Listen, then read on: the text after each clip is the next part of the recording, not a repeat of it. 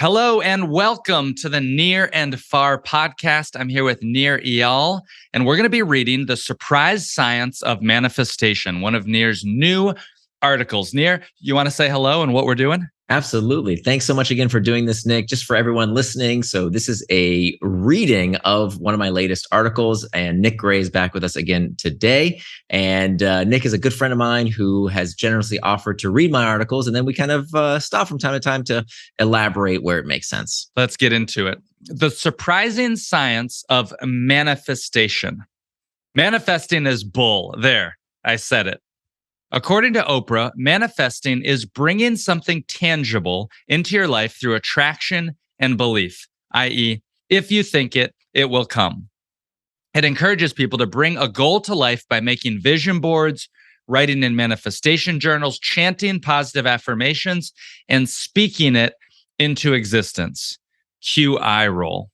However, as much as I hate to admit it, manifesting may have benefits, but not for the reasons self-help gurus say it does. As several scientific studies cited below reveal, good things happen to people who have a positive outlook, regardless of whether they channel the energy of the universe. Manifesting teaches adherents to expect good things to happen. And when we open ourselves up to opportunities, we tend to see things we may otherwise miss. In that respect alone, there is indeed a basis for the science of manifestation. Yeah, so you can sense here by the tone of how I wrote these first opening paragraphs that I'm not a big fan of woo woo.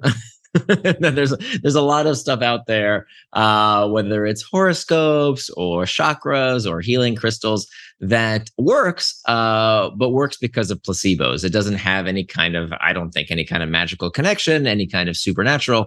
And manifesting was in that bucket. And manifesting got really big with the publication of the book The Secret, which I read, and it was a very nice read. But the whole kind of thrust of the book is that if you put positive thoughts in the world, they will come back to you. So if you think about money, and it'll come to you. If you think about love, it'll come to you. And it has some downsides, right? Namely, in that it doesn't directly lead to action, right? If you just think, okay, the good things are going to happen to me, and I'll sit here and wait.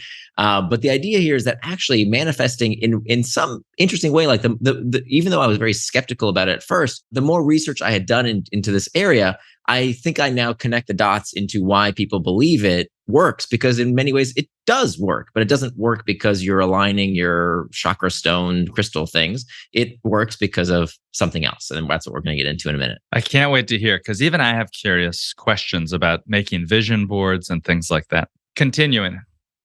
If you look for good, you're more likely to find it.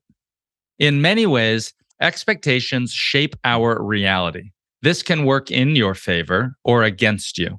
While people with bright outlooks tend to focus more on opportunity and positive outcomes, those who tend to focus on the bad have far more trouble seeing the good.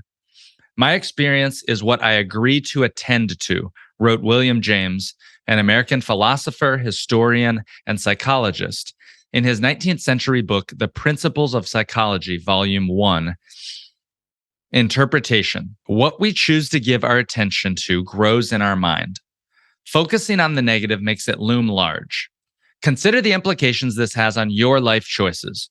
You might not be able to see opportunities because you're not looking for them, or you might misinterpret an opportunity as a risk.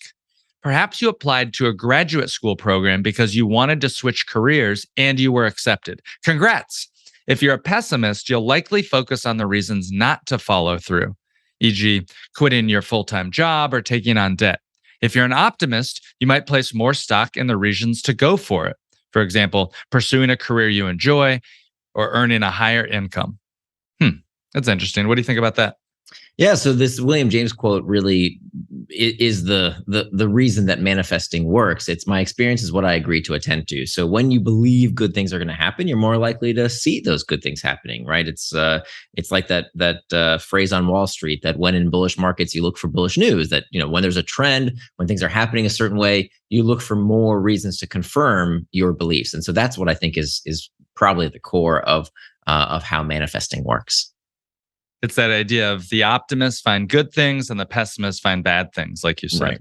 So if you truly believe and you convince yourself, I am putting good energy into the universe and it's going to come back to me in the form XYZ, you're more likely to see that opportunity, to find the love of your life, to think that good things are going to happen to you because you have a rationale already around why this should happen. Studies show that having a positive outlook pays off. It's well known that looking on the bright side has benefits. Optimists are more likely to be promoted. One study found that when compared to pessimists, visionary work optimists, those people in the top quartile for optimism as compared to their peers, are 40% more likely to get a promotion over the next year and 6 times more likely to be highly engaged at work. Another study shows that optimists spend less effort job searching and are offered jobs more quickly compared to pessimists. Yet another study shows optimistic people work harder and are more likely to remarry if they've divorced and save more money. It's possible the visionary work optimists were promoted not because they manifested it, but because they believed they had influence over their potential promotion and thus did the work that put them ahead. Unlike pessimists who may think a job promotion is out of their hands. But that's a neat phrase, that visionary work optimist. Yeah, and so this gets back to this idea that I've written about in the past around locus of control. This idea that people who have an internal locus of control versus an external locus of control. An external locus of control is associated with people who think that the world happens to them, as opposed to an internal locus of control. These are people who believe that they have agency in the world. And so this also very much relates to manifesting, in that if you believe that whatever it is that you are doing is having an impact, it's almost like this placebo effect for the external world in a way, right? That because you believe that you have done something to affect change, that gives you agency, that gives you belief in your own power to change things, that refocuses your outlook as an internal locus of control. And I think that's what makes that type of optimism and feeling you have control, why that becomes so effective in making more good things happen for you. It's neat that you mentioned that optimism, because that leads into the next section that's called optimism, but not blind optimism. Although a positive outlook is powerful, willful positivity and blind optimism can fail us. Sometimes persuading ourselves that something is going to go well can backfire by removing our motivation to achieve a goal. In fact, while the study above found optimists save more money and work harder, it made a strong distinction between moderate optimists and extreme optimists. Moderate optimists display prudent financial habits and work longer hours, yet extreme optimists have short planning horizons and save less and work less. It suggests extreme optimists are overconfident in making decisions that aren't wise. This is where manifesting can get people into trouble. By encouraging people to write down their desire 33 times in 3 days, or comment yes on an Instagram post to manifest $20,000, manifesting steps too close to blind optimism, a condition of oblivion that prevents consciousness or self-determination. Blind optimism can lead to inadequate preparation and convincing oneself of desired beliefs without reality checks. So, I'm really big into the science. If I'm going to make these claims, if I'm going to say manifesting is bull, I need to say why and why not, right? So, all my articles are full of these studies, and I hope people will actually go back to the original article and click on some of these links to see these studies for themselves. But I think it's important to talk about, okay, so we've established that optimism can be very good. And so I cite 3 or 4 different studies showing how that can have a good impact. But also that there's a certain type of optimism that we don't want to step into, which is blind optimism. I think it's so interesting about how, if you're an extreme optimist, if you're a moderate optimist, that's great, right? You expect good things to happen. You see those things, those opportunities in your life. But if you're an extreme optimist, you start getting into the same territory of where I think manifesting gets dangerous, and why The Secret, the story of The Secret, the book, is dangerous, in that if you just kind of sit back and wait for things to happen to you and don't make the action in your life that needs to occur in order to bring those things to you, then you're over in that category where it becomes harmful. It's that idea, like you said, that it suggests extreme optimists are overconfident in making those decisions that aren't wise. Personal story here, so my father, I think, would fall into the extreme category of optimists. And sometimes it's incredibly annoying to the family because everything is always awesome all the time. Like we go on a vacation.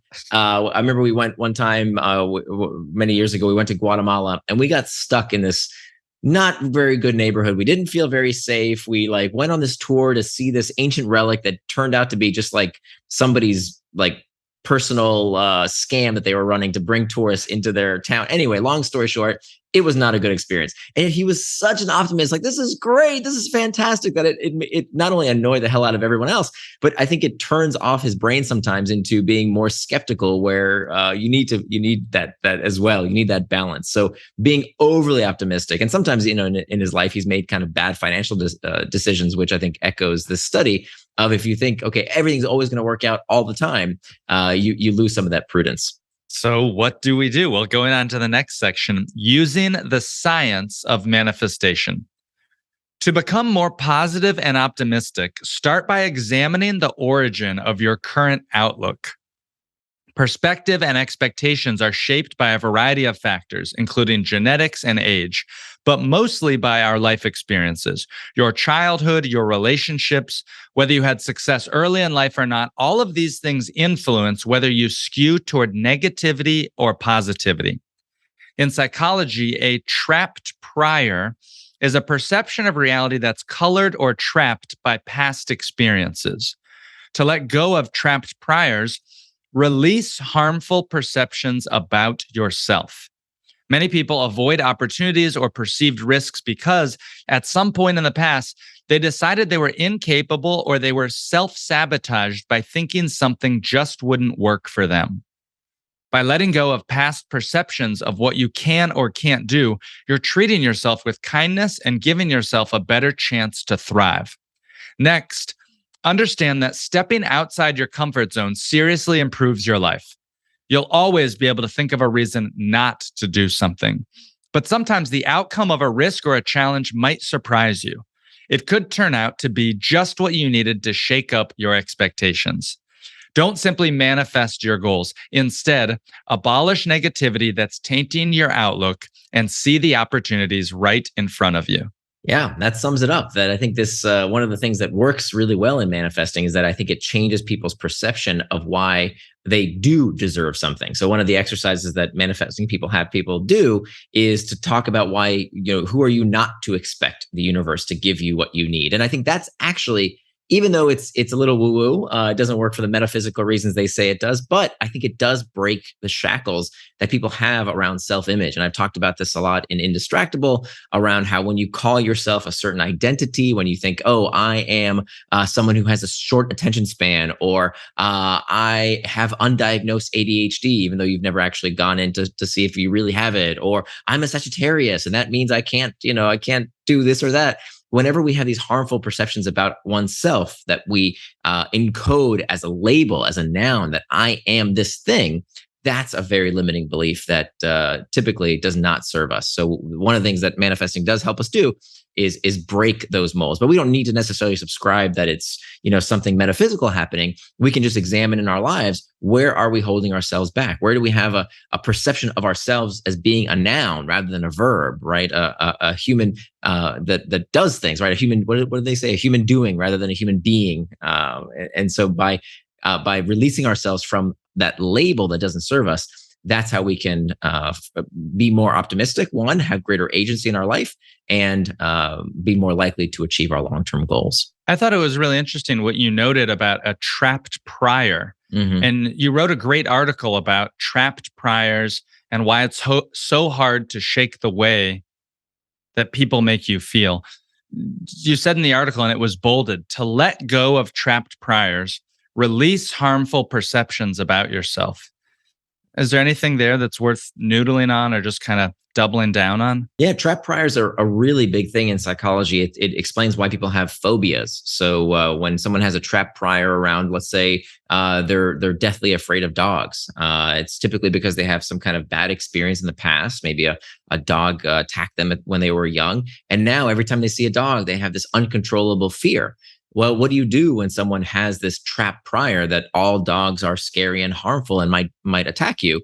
Well, the best technique we know is exposure therapy, where you start changing that trap prior. You release the trap prior by starting out with a picture of a puppy dog, and then you move up to a video of a dog, and then you bring a tiny, cute, adorable dog into their presence, and you put it across the room, and then you bring the dog close, and then eventually they can pet a Rottweiler without being scared. And so this is what we have to do in our own lives, that when we have these trap priors that become cages to what we think we are capable of doing in life, the idea is to step out of our comfort zones. As I mentioned in this article, that's exactly what exposure therapy is all about. You don't want to get close to that dog if you're incredibly afraid of it, but through successive exposure, this is how you unshackle yourself from that trap prior. That's great. Well, I'll read that last line again and then I'll wrap it up. Nir says, don't simply manifest your goals. Instead, abolish negativity that's tainting your outlook and see the opportunities right in front of you. Hey, this is the Near and Far podcast. If you like this with Nir Eyal, he's reading his latest articles and I'm getting him to talk a little bit about them and give us some more details. Will you write back and give him some feedback? We'd also love a review in whatever podcast app that you listen to, an honest review. Nir reads them all. It would really mean a lot. Thank you so much for listening today, Nir. Any final thoughts or comments? Everyone as well, please go check out Nick Gray's book, The 2-Hour Cocktail Party. It's a fantastic book. Nick has been kind enough to do these podcasts with me, and I'm so thankful that he does. But you should absolutely check out his book. It is fantastic. If you've ever wanted to host a cocktail party or you want to bring people together and you're not really sure how, this book walks you step by step exactly how to do it in a way that's effortless and fun. Thank you for saying that. This is our first time, by the way, of doing video. And I was like, oh my gosh, I am under pressure. I have to make sure I read every single word right, because if I don't do it right, I'm going to get cut. So if you would like to apply for my job, Nir may be taking a rotating cast of characters based on my narration skills. Feel free to send him an email. Thank you so much for watching. Okay, good. Thank you so much for watching and for listening, everybody. We'll see you at the next episode.